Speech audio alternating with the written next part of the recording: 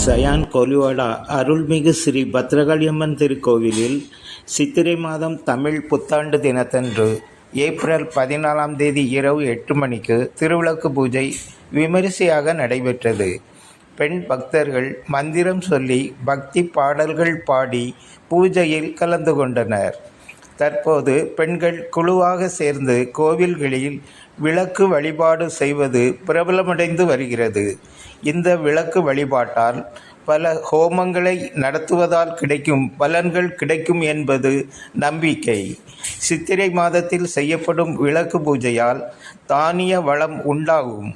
கோவிலில் நடைபெற்ற விளக்கு பூஜையை தொடர்ந்து இரவு 9:30 மணிக்கு அன்னதானம் நடைபெற்றது.